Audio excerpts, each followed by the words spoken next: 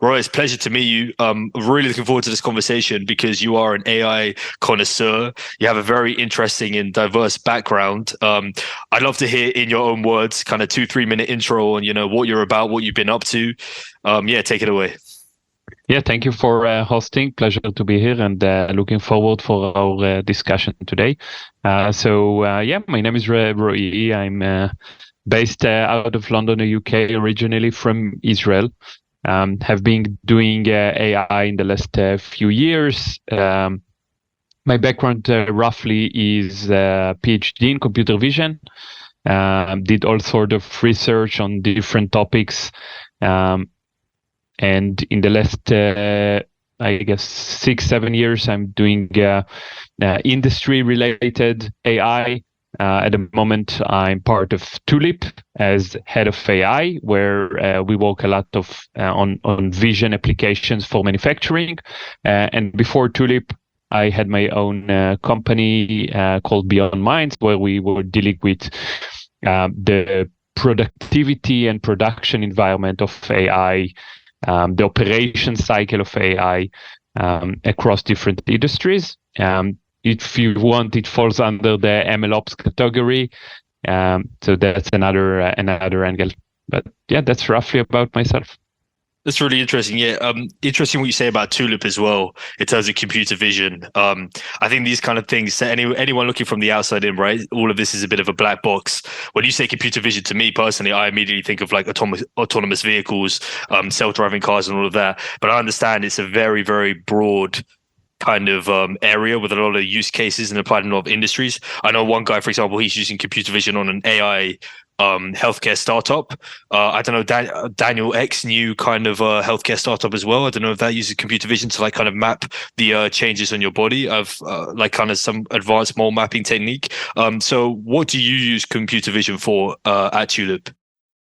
Yeah, so obviously to what you just described, I think AI is not well defined, but if we look at the general perspective of it, it exists as NLP form, natural language processing, more like ChatGPT that I'm sure we will discuss later. But also, computer vision is around for many years, and definitely in the last 10 years, it's reaching a value point where hype is not around anymore, and we really see computer vision applications that are solving real value problems, really business problems, and really helping customers.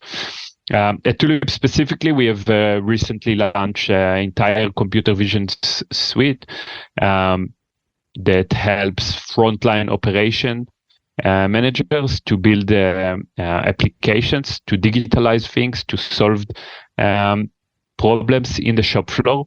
We, of course, need to understand a little bit more about what Tulip is, but in general, think about digital applications for manufacturing that are solving problems. And as part of the Tulip platform, we have many computer vision capabilities that can be used for many use cases.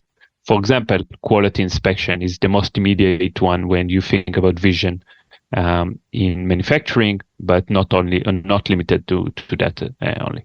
So are you basically replacing the human eye in terms of quality inspections would up until now be done by a human on a production line, and you're basically digitizing all of that process?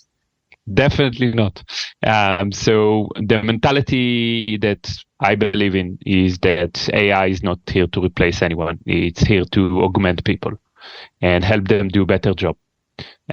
So we believe that vision can be another set of eyes, can extract additional information, can help people and workers do better job. And when you think about it, 20% of the human population works in manufacturing and building stuff. 1 out of 5 people on Earth is in manufacturing. Wow, that's a great stat. That's a fantastic stat. Yeah, didn't know that. Yeah. So we want to help them and be more productive, be more efficient, do less repetitive tasks, be more digitalized. Reduce waste. I'm sure you're dealing with startups for some time, and I'm sure you're familiar with the concept of lean startup. Maybe you even read a book about lean startup. Who hasn't, But the right? term, I think it's like a rite of passage if you're kind of getting into the startup ecosystem. right, exactly. But if you really look at the term lean, with a capital L, lean comes from manufacturing. Lean manufacturing, was invented a while ago, and it's You're all talking about like kind of the reducing Toyota and waste. Kanban and all of this stuff as well. Yeah. Exactly right. It's all about reducing waste. How you take your funds and use this in a smart way and improving over time. And computer vision and AI in general can definitely help you practice lean. And we Roey, prefer. could you give us some specific use cases in the manufacturing industry of where computer vision would be used for, detecting faults, or what specifically would computer vision be doing? And also from a technical perspective, would you need a large data set to train these artificial intelligence machines to effectively detect the flaws or whatever exactly it is it's detecting in the manufacturing industry? Yeah, so let's tackle question by question. So the first one about use cases in manufacturing. There are so many, and computer vision in manufacturing exists for, I don't know, 20 years. Let's start with quality inspection. So you want to use a camera to detect errors, defect detection, if you like, on different objects. Could be PCB boards, could be metal boards, could be car pieces, could be whatever product you're manufacturing, right? Quality. Right, okay. Quality is the most basic KPI manufacturing, alongside yield and productivity, right? So how can you improve quality? You do inline quality test, you do end of line quality test, you do assembly verification, and at each of these steps there are many people that are involved in this process, and you can augment and help them do a better job, less errors, detect more issues with cameras. So that's quality inspection, but that's really one small part of the story. You can use OCR to digitalize many things. You can, I don't know, read the invoices. What does OCR stand for? Just for our listeners and myself who don't know the acronym. Apologies. Yeah, OCR means object character recognition, which meaning taking an image of a document or something contain text and read that text. So you basically do digitalization of a process. For example, batch verification. So you got a big shipment from a supplier of yours, and you want to verify that what you got is what you plan to receive. So you take a camera, you read automatically the label on the product and verify that was the order from your ERP system. I see. And just quickly to ask another question. So before AI was used in this process, how was this previously done? It's not before AI, right? That's still mass majority. I don't know, 98% of the industry, that's what they're using. Pen and paper. People. Oh, wow. So you literally have a person who gets these products in, reads each and every single label, makes a note of it on a piece of paper, and then says, yeah, we're good to go. Is that right? 100%. 100%. That's manufacturing. Manufacturing is very much still pen and paper. Many areas are starting to be more and more digitalized with introduction and more systems, but still there is huge human labor involved. Maybe someone will, type into an Excel sheet the document that he just, got an invoice, and he type it into the computer, and they have huge Excel sheets, etc. Man, that's crazy. Yeah. Why is it that this industry is taking so long to adopt technologies which have been existing for now the last 5 to 10 years? Is it just the case that that's how long it generally takes to implement new technologies in archaic industries, or is the manufacturing industry particularly behind in its technological advancement and development? I don't think that that's the case. It could be that manufacturing is a bit more traditional industry, but still, I think it's very much similar to other industries. You still have 20, 30 years legacy system being used in banks. You still have healthcare that is, very, very much typing into a computer type of industry, etc. Life science, pharma, oil and gas. There are many, many industries that are slow. And I think that's, something, if you look at Gartner research, that's exactly the hype cycle. When is a technology mature enough to be adopted? And I think, going back to this computer vision point, if you look at the 2023 technology radar published from Gartner, I think 2 weeks ago, edge computer vision is just on the bullseye. Meaning it's right in the right point to really solve problems. And I think that's great. If you think about technologies like ChatGPT and NLP and more, huge language models, that's way into the hype point. And I think it will still take some time before we will see real business value out of it. Yeah. But we're definitely accelerating in the adoption in crazy phase in this.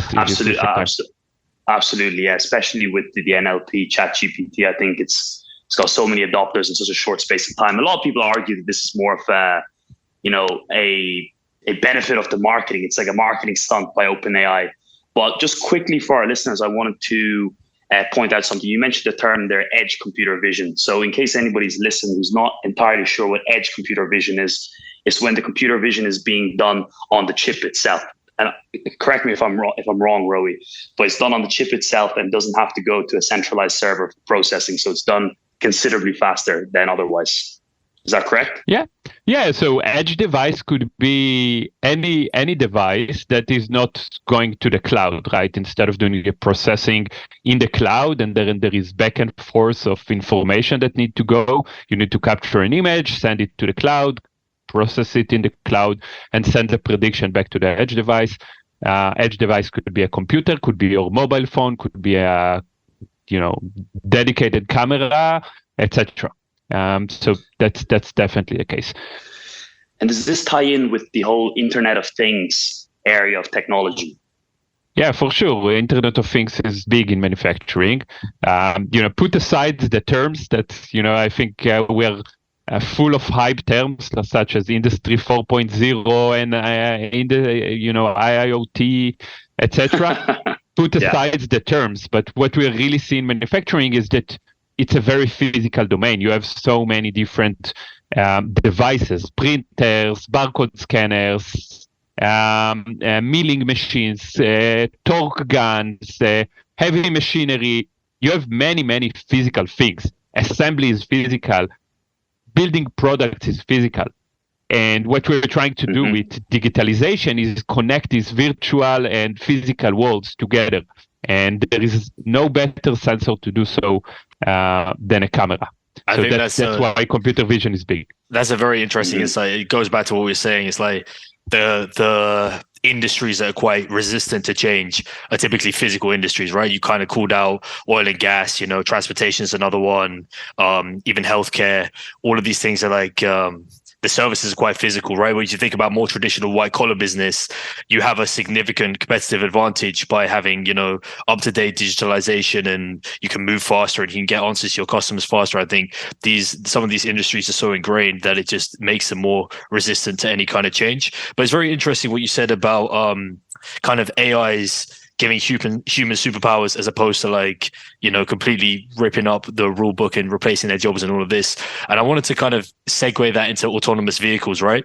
So I think you probably saw all of the kind of stuff that came out, the fluff pieces kind of end of November last year, around, October, about stuff that kind of, autonomous vehicles are going nowhere, and the kind of market is feeling, not very confident that they're going to see driverless cars in the next 5 to 10 years. I wanted to hear your take on that, because my take is, frankly, we need to think about these things from first principles and think, why do we need autonomous vehicles? It's because we want to save lives, right? It's not so we can just jump to this future of this idyllic kind of everyone just like having a glass of wine at the wheel and just, living in this kind of futuristic world. It should be really about saving lives, and kind of coming from that argument, then surely we should be trying to use AI to augment the driver and make them a better better driver and kind of reduce the number of crashes and reduce the number of road fatalities. And the ways you can do this is by basically slowly implementing things like ADAS systems and, driver aids and stuff like that, using things like computer vision. That's my take on it. I wanted to know if you had a different view. Yeah, I think it's a complex topic, right? Because there was a big promise around autonomous vehicles, and it probably was over-promising, and the reality is more complex. And, I always cautious when black and white mindset is coming, right? Autonomous vehicle is going to, replace all cars in 5 years. And I'm also cautious on the, more current statement, which is autonomous vehicles are failing, right? I think the truth is somewhere in the middle. The world is gray, and probably we're progressing. We see more and more electrical cars, and we see more and more auxiliary systems, if you want, or whatever it's being termed as, systems, AI that helps us do a better job. And connecting that to your previous questions about adoption, I think it's all about what are we solving and why it's that important. And in manufacturing, you have two main KPIs, which is yield and quality. And at the moment where you have technology to improve these two measurements, and it's easy to see the value and it's bring you business value, it's easy to adopt, right? And the technology is mature enough. It's almost a philosophical discussion, and I think the same is true probably to any technology. I don't think that AI is unique on that. It's probably the same with software, and probably the same with any other, I don't know, lidar or camera-based or vision-based autonomous driving. Yes, interesting insight. It just kind of on that point of like lidar cameras. I don't know, obviously, how much sight you have into the AV industry, but there's all these competing, technologies, and there's this kind of debate of, I know Tesla got rid of their radar and they just use cameras, and then there's kind of Mobileye, they kind of use a mixture, and then all of these different companies using different combinations. Do you have a viewpoint on kind of why there are so many? Kind of, fundamentally why there are so many different methods and why people take different stances on it? Is it because the industry is so young and it hasn't had a chance to mature and we haven't had a chance to convert on the right answer? Or is it because you do need some kind of blend that we haven't converted on? Or perhaps even, the AI itself is not mature enough, and kind of neural networks need to be developed even further, which is an argument that I've seen as well. And we still don't kind of have an understanding enough of the human brain, and we need to kind of replicate that to drive, because driving is not like an X or Y, black and white kind of decision-making process. It requires a lot of abstract thinking, right? It kind of requires thinking in the moment and responding to threats as they come, and being able to interpret different movements rather than just, pattern recognize an object and match it and spit out an answer. So I've probably just thrown a lot of information there, but if you could give me your take on any of that. Yeah, when you select a technology, there are pros and cons, and you want to compare different technologies and decide which one is the best. That's why we have so many companies with so many different products, and each one of them is trying to differentiate itself. So, of course, there is competition, and this competition causes us to advance and create better technology, because it's a big market with big potential, and there are many technologies that are compete themselves between each other. And, again, the truth is that probably a combination and sensor fusion and some kind of a mix is the right solution. But I think, there are so many cars that are and companies that are going to race in this technology race. So probably there is room for each one of these amazing products and advancements. And I don't think it's one of these cases where the winner takes it all type of technology race. And Roey, I had a question. If you take a step back and just look at AI and the future of AI and where it's kind of all going, right? I've heard a lot of people say that AI is only really going to come into full effect and transform the world. I mean, I would argue it's transforming the world already, but it's really going to take its next big step when people start looking at the causality.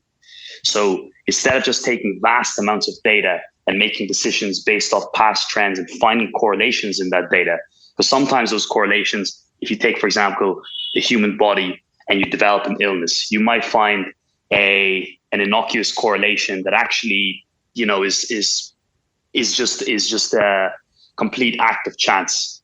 Like, for example, I'm not sure, like whether you went walking and whether you developed a panic attack that day might be something quite random. But I've heard a lot of people make the argument that the future of AI really is understanding causality. So which features in the data actually had the most impact. And this is the decision that the model is making, but this is why it's making that decision, because of these set of features. And this is the cause of the action that's being taken. I want to hear your thoughts on that and where you see the future of causality of AI being implemented and what's going to come with that in the future. Yeah, it's a good question. I'm a very pragmatic person, and causality, at least in the business world that I live in, is low value at the moment. I see the point. I see why people believe in that. I see the potential. But when I go and try to solve problems, I don't think causality is the next big thing. And I don't think that it's a right analysis to say that, AI without causality is not really changing the world, and AI with causality will be, an event that split the time before and after. I think AI is like software already advancing and implementing in many, many different places. I gave the manufacturing angle, but if you think about claim assessment in insurance, if you think about models in finance, and if you think about predictive maintenance in oil and gas or whatever, there are so many practical here and now applications that bring value to companies, and that's only in the B2B type of mentality for large organization. If you think about our day-to-day lives as consumers, there are so many AI that is improving our life, giving us value in a crazy way. Okay. And just to play devil's advocate then, could you think of a industry or application where you can see causality as being a high value proposition? Because you've given a couple of examples there where it's a low value proposition, such as predictive maintenance, which I completely agree. There are certain telltale factors in heavy duty equipment that when they start to appear, this probably needs to be renovated or updated. But can you think of any specific examples where causality would be of great importance? So, causality is about asking why, right? Versus asking what will happen or what is the prediction. And I think that, the very basic idea of AI is taking a piece of data and try to predict something. That piece of data can be a text, voice, image, a set of numbers. And when it comes to causality, it's trying to explain why that is the prediction or why that is going to happen, and giving explanation or more deeper understanding of how the AI got to this decision. So I think if you think about root cause analysis or predictive maintenance, this is going to fail, but why it's going to fail and how can I improve that, or that person should not get a loan and why. And I think risk assessment and loan giving, etc., risk models is a very classical area where causality is a must. Right, it's part of the regulation or explainability, if you want, and that's why this industry went into different type of models and statistical models, and they're trying to approach that in a different way, not just as a black box, and really trying to dive deep. So I guess we will see more and more things around that, but still, I think it's a small portion of the world. Yeah, you make some really interesting points there. I guess inferring from what you're saying, it's like in situations where you need to give a slightly more detailed analysis and not just an output action there and then in the moment.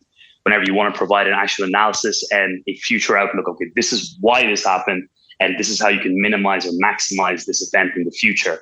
I can see why it would be very, very useful there. But I can see why in the here and now, when it's like, we just need decisions to be made. We have lots of data. Currently, it's being done manually. Let's make a machine learning model do that for us. So I see your point. Yeah. It's very, very, very, very interesting. It's almost like you need to stage it, right? You need to focus on bringing up all these kind of industries to scratch before you can start thinking about causality and all of these things, right? There's much lower hanging fruit to be addressed first. Yeah, I think this podcast is for startups, and when you're as an entrepreneur, you think about what should be my product and how should I go to the market, etc. To me, causality is a bit too much advanced, too much technology, and I'm not sure. You need to come from the problem side and from the go-to-market side instead of from the technology side, and that's why I think it's not there yet. We want to build products that we will be able to sell and bring value to people and solve problems. So that's like the utility early argument, isn't it? It's like if you're building a car, build a skateboard first. If you have a vision of trying to help someone achieve transportation, you should think on like the easiest scale that you can roll out quickly, which is kind of analogous to getting an MVP out. So yeah, from a startup angle, I absolutely agree.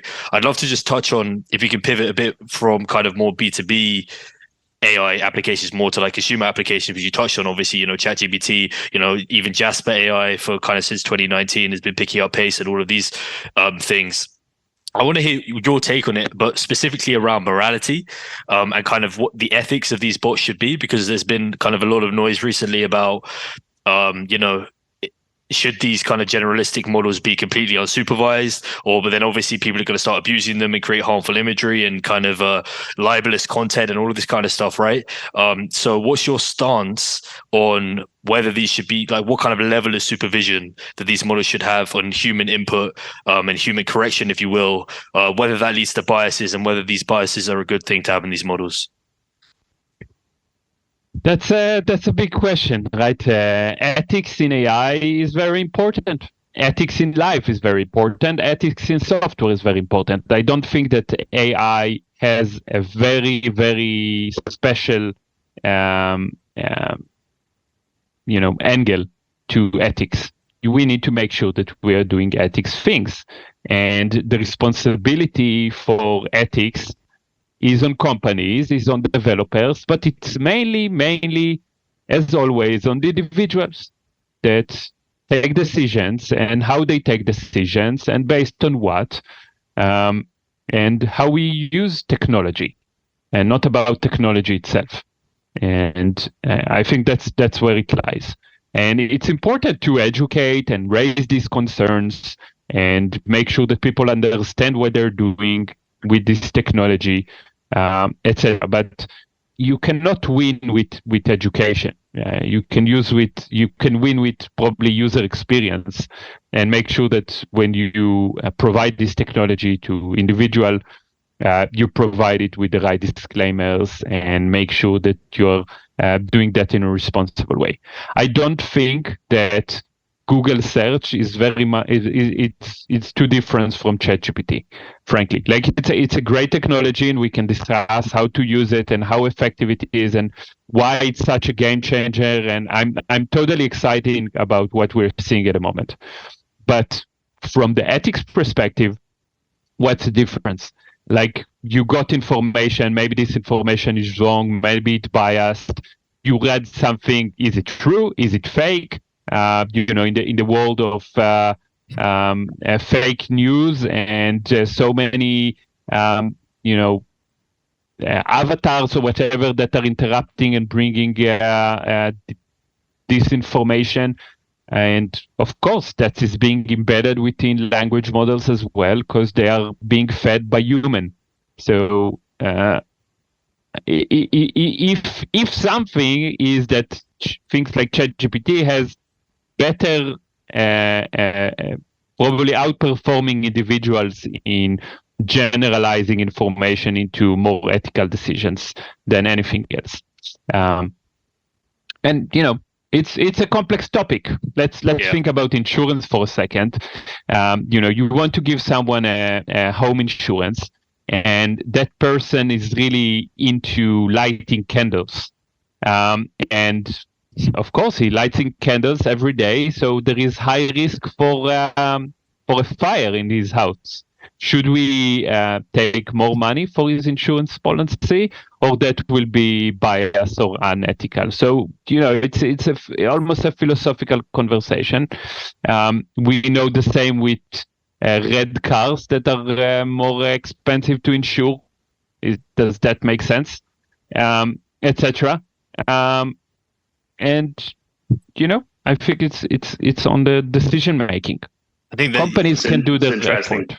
I think that the two examples you brought up are somewhat founded in data, which is almost like another side argument. But what's interesting is actually the point you make about Google is, I think because people are so used to having Google interface and using social media, I think a lot of people are oblivious to the fact that you are still being fed biases and controlled, whether that's by the algorithm that kind of pushes up content that you may want to see and reinforces certain biases you may have, or whether that's even Google search, which still runs on a kind of like ad marketplace model, whereas if you're paying enough money, you'll get bumped to the top of the search results regardless of kind of what view or stance you take.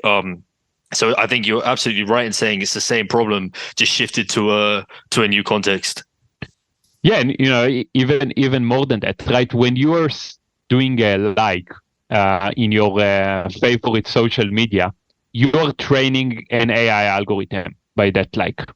And when you are writing a document and writing an article and publish that online, and now when we're recording this podcast, the next language model will use this nonsense that I'm talking here in this podcast to be trained on.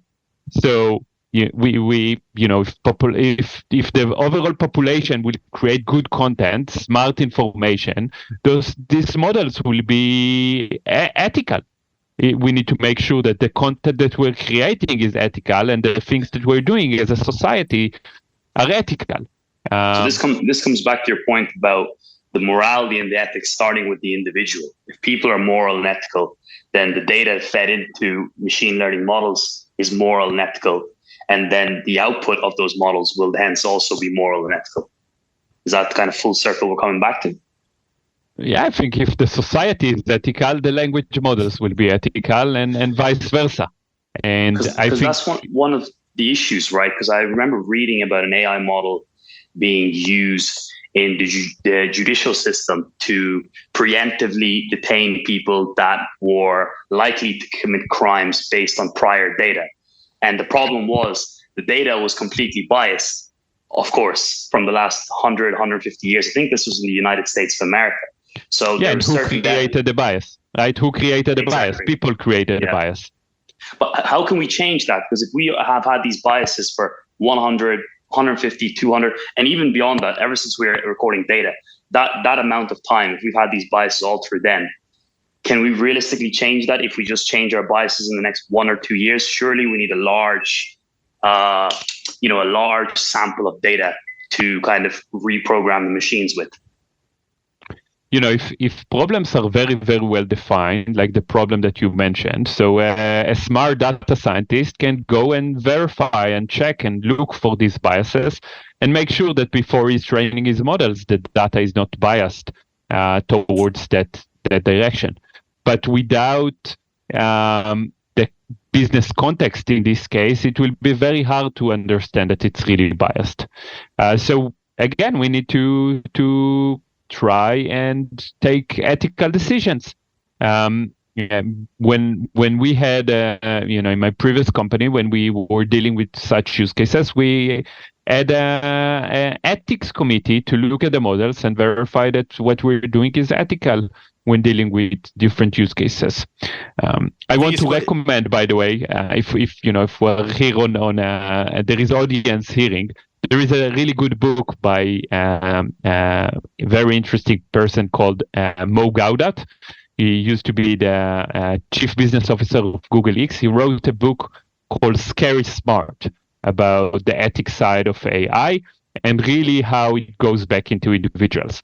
Data scientists, decision makers, companies will not save us from unethical AI. Only individuals, and only a society movement and a collateral decision. I think it's very easy to throw the word ethical around. I think it's still somewhat embedded in human bias, and people have different opinions on what morality is and what ethics are. So it's still very much a human problem. I think to slightly go away from that topic, but talk to a related topic is kind of restriction of information. So I think an example that's been thrown around recently is kind of ChatGPT saying to, if you prompt it with certain questions about controversial figures, I mean, anywhere from kind of Hitler to Trump, and you kind of ask about their opinion, a lot of the times it will not give out an answer, at the risk of kind of perpetuating negative or harmful, content, stereotypes, whatever it may be.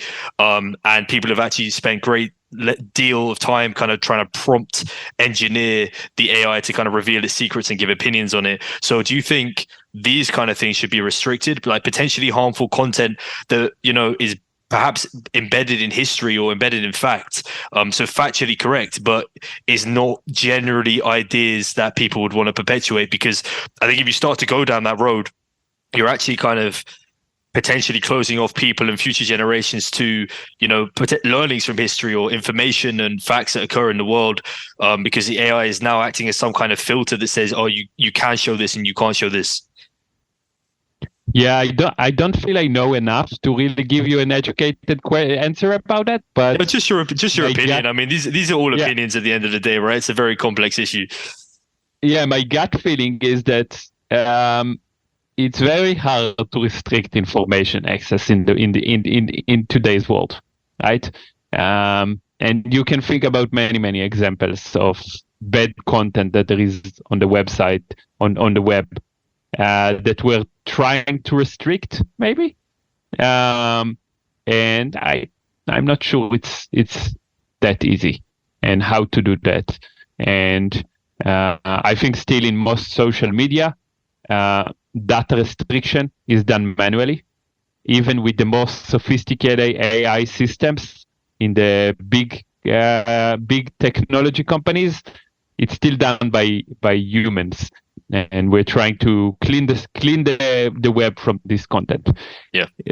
If you really want, you will have access to this content very quickly, I think. No, absolutely. And then just talking about ChatGPT, because you said you were excited to kind of dig into your opinions on it. I think the hype has died down somewhat in terms of like, oh, I could get it to write a script in the style of this and write a play in that. And there's a lot of interesting use cases there. I think personally, one of the most useful cases that Siraj and I have found is the kind of summarization of content, right? So if you have like a long article and you just want to get the key salient points, you want to get the takeaways, you kind of want to get insight that you either would have had to spend, an hour reading, or you would have to kind of use your own knowledge as well, and you can get that in a second. So kind of tying back to this whole automation and giving humans superpower aspect, is that what you see as the main kind of USP and benefit of ChatGPT at the moment, or do you see it elsewhere? Not so much kind of what we could do with it in the future, but more so in the here and now, what are the best use cases for it? I think writing content, marketing campaigns, around marketing use cases, I see many usability and practical things that we can do. Not sure if they will, hold long, because at some point everybody will use it. And then again, marketing is a bit of adversarial fight. So you want to differentiate yourself and leave everybody doing the same, so it's a bit hard. But I think definitely there is value there, improving our content, improving our writing, but also we have done recently SQL query. You can around coding and testing. There are many cool things that you can do. Copilot by GitHub is a good example. That is, it's very similar technology, right? Everybody's talking about ChatGPT, but it's not that it's the only tool in the world. There are many similar tools and things that are on the same line of mindset that we already use and see. So I think that coding is definitely a good example for that. But also, I don't know, I structure a document. I ask ChatGPT to give me the structure of the document. I think there is lots of cool things that individual commercial consumers can do on their daily life with tools like ChatGPT. Yeah, it really transforms the workflows of a lot of different industries for sure. I've definitely experienced that with both of those things you just mentioned there. Writing SQL queries, some PyTests as well in Python. And I actually never heard of GitHub Copilot till ChatGPT came out, because a lot of people had mentioned to me that, hey, look, this is very similar to GitHub Copilot actually. And I didn't realize that GitHub were actually released that feature completely for free initially. However, Roey, I had a question for you about, the advent of all these very advanced machine learning AI technologies being released to the market, and a lot of them are available for public use. So now you have technology that maybe 10, 15 years ago would have been, unheard of, is at the fingertips of pretty much anybody. So a lot of new aspiring entrepreneurs, budding businesses are starting to use these technologies in their tech stacks more and more. For example, ChatGPT, now everyone's considering bringing it into their tech stack. So in the future, what do you see as being the main differentiator of a average AI company to a great AI company? If everyone has access to the same fantastic tools, what's going to be the winning factor? In order to predict the future, the best way is to look at the history. So I think that AI spoken like a true data scientist. Correct. And stand off the shoulders of giants. If we think about AI, it's basically software. So let's take this conversation 20 years back. And think about software booming, or 30 years back, and think about software booming and every company adopting software to transform their business. What's the difference? I think it's the same, right? What makes one software company best and good, and the others booming around in dot-com crisis in 2000 and disappearing.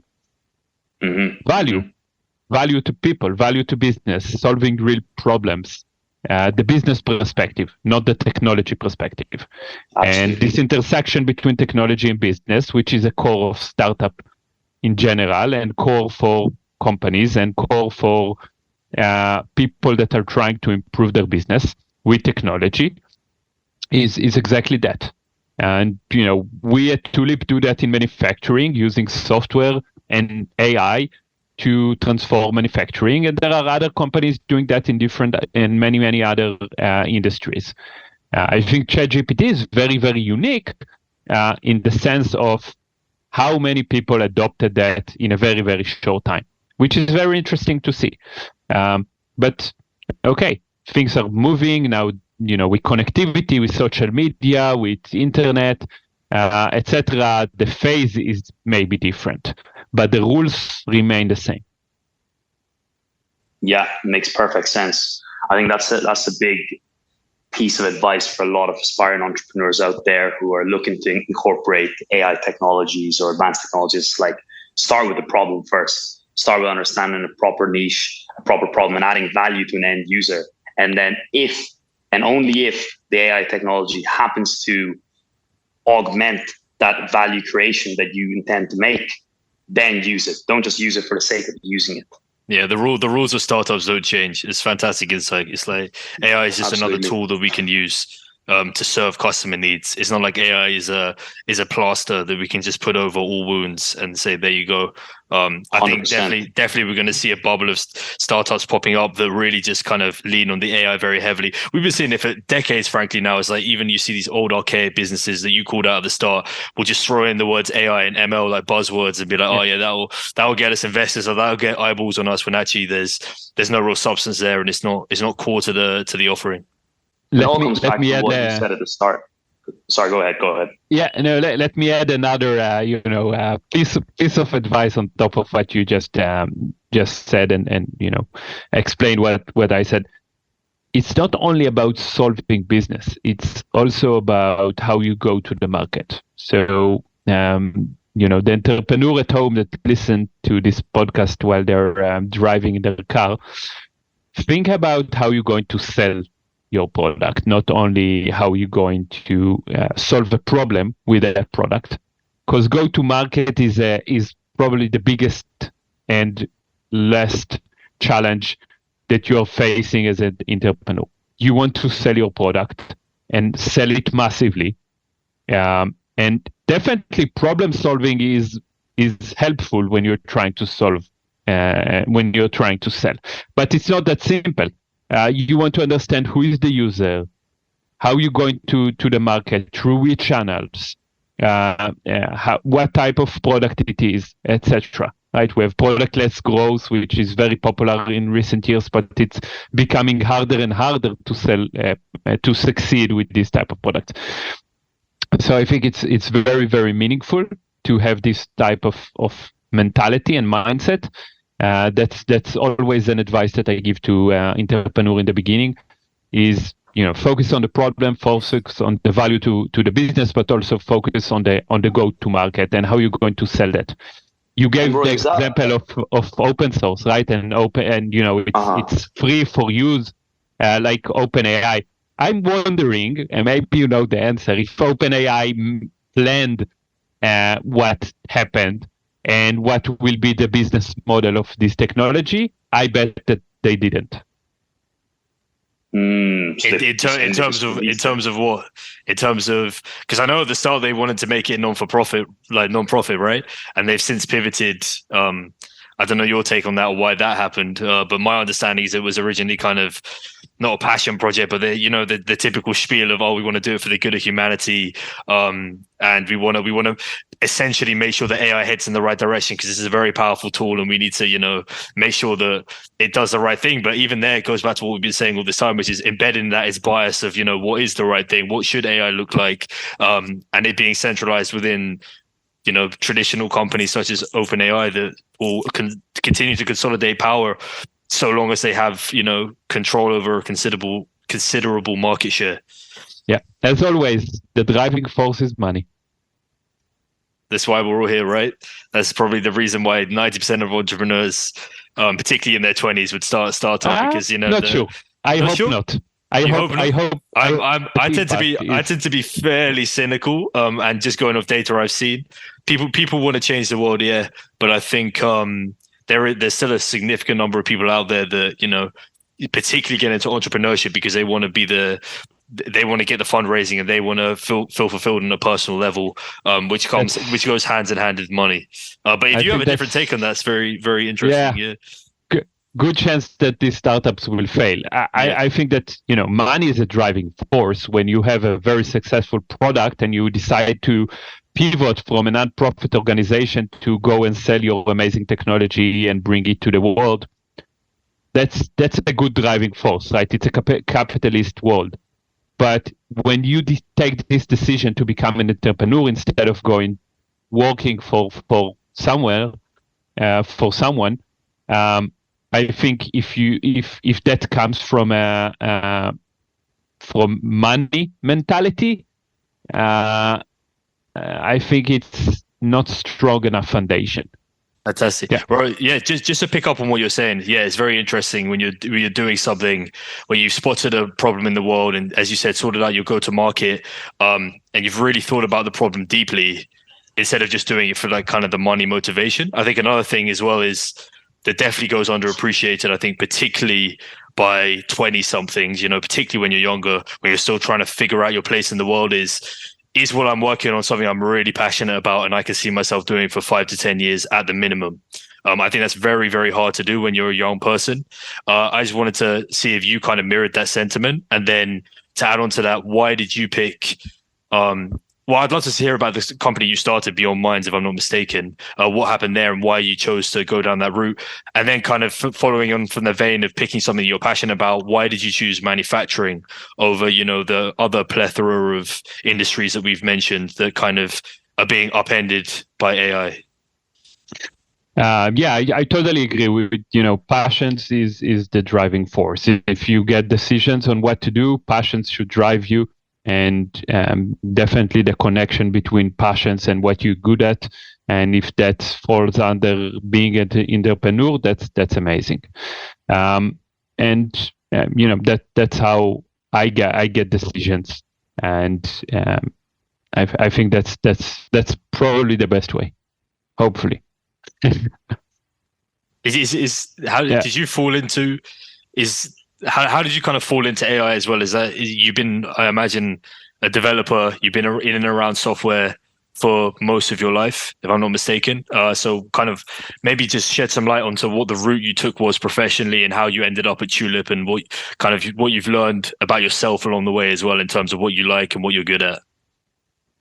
Yeah. So before Tulip, I was was an entrepreneur for 5 years. Founded my own company with co-founders, and I think it was a great journey. We raised a lot of money and built amazing product and build a great team, and I think it was really, really interesting journey. At some point I may go back and being entrepreneur. I think it's for me it was very fun and I learned a lot, and I work with amazing people and I was able to create and be creative, which is things that I like to do. And many of these passions I find myself doing today at Tulip. I think Tulip is an amazing company with an amazing team. I enjoy a lot collaborating, and I feel that I'm very, very impactful in my day-to-day life. I have the room to create new products and create new features and work with great people. And that's why I'm here. That's what I'm looking in my work environment. And I think the manufacturing sector in specific is a very exciting one, which very high scale. We touch many of the topics in our conversation today, why manufacturing is so unique. And I hope that what we're building at Tulip will be able to impact many, many companies and people. Do you think it's necessary for people to try a lot of things and to kind of settle down on what they want? Because there's always a trade-off, and we've spoken about this a number of times, a balance between picking up the new shiny object and trying out loads of things versus actually sticking with something for a critical mass of time, which sometimes can be like a few months, sometimes can be a year plus. And then, there's the argument of, did I waste too much time on that? And, should I move on? And kind of knowing where to stop and knowing where to jump off. Do you have insight into that? And whether you land on the side of try things for as long as you can, or to like try loads of things at the start and converge on what you might like later down the line? Sorry, I do know you have to jump off. We'll wrap up soon. Yeah. Yeah. I think it's a good question. And it really depends on your career path and what you care about as an individual. And back into the previous answer, if you are fulfill your passions and connect that with what you're good at, I think that will bring you value. And not everybody need to be an entrepreneur. Not everyone need to be a software developer. There are so many exciting things to do in the world. And if you do them from passion, you will love what you do. You will get satisfied from what you do. I know it sounds maybe a bit, in a dreamy on a cloud somewhere and not practical, but I that worked for me. Yeah. I did some changes along my career, and when you get decisions not from the right reasons, from passions on bringing value to yourself and be meaningful, I think you usually get the right decisions. You strike me as someone who would know what ikigai means. Definitely, you're an ikigai kind of guy. Yeah, it's funny. What were the little career changes you made out of interest? Like, what were the little tweaks you made? Obviously, we all tried and failed. I've tried and failed countless number of times and pivoted, my stance on things. Maybe if we had to pick out one thing, is there kind of like something you've done in your career that really broke your frame or changed your perception on how you see a certain industry or certain practice, and kind of where you went from that?